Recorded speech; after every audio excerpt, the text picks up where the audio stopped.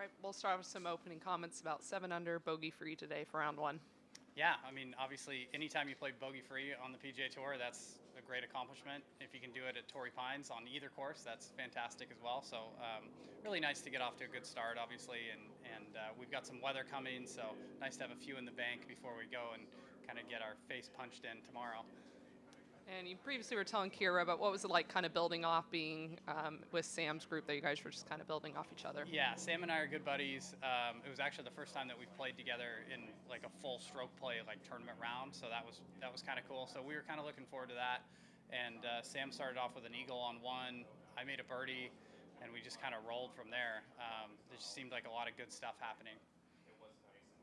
And you had played together like in a practice round or a casual event? Yeah, I think we played together at Zurich, so in the team event, and then we played a couple practice rounds together. We've gone out for beers and stuff. Like we like to hang together, but just hadn't had the chance. Just luck of the draw, you know. So.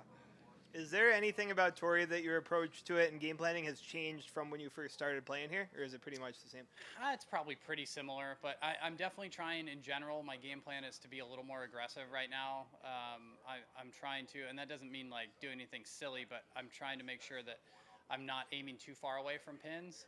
My tendency is to be a little cautious out here, which is not the way that anybody plays anymore. It's kind of more of an old school way of playing. So, and my iron play in general is very good. So I'm trying to kind of take advantage of that and be a little bit more aggressive, getting the ball a little closer to the hole. I started doing that over the weekend in the desert, and it seemed to work. So I wanted to carry that out here, even though it's a much more difficult place.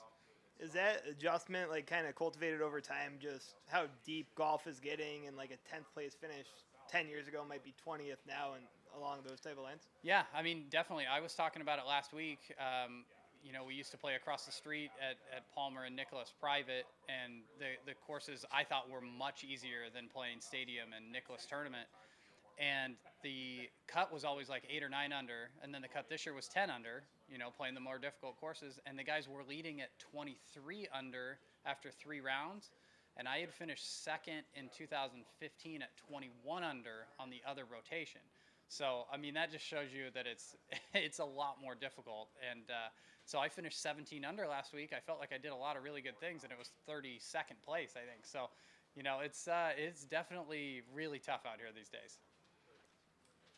I guess there's more than one way to determine momentum, and I asked Sam about the momentum within a round from hole to hole to hole. In your case, and you've done this however many times, you've played the desert and then you've come here. How much, if anything, does what you did last week carry over to this week? Yeah, I mean, I think I was feeling really good about how I was hitting it, so that definitely carried over. So just the confidence level in the ball striking was good. And then I did feel like I made a change. I needed to shoot a really low round Saturday last week to make the cut.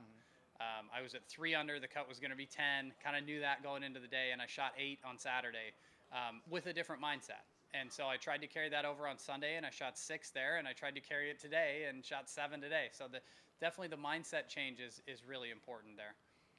Okay. We're just going to go. Jim has a few more, but we're just going to Okay. finish up off to the side. Okay. Thank you, Brendan.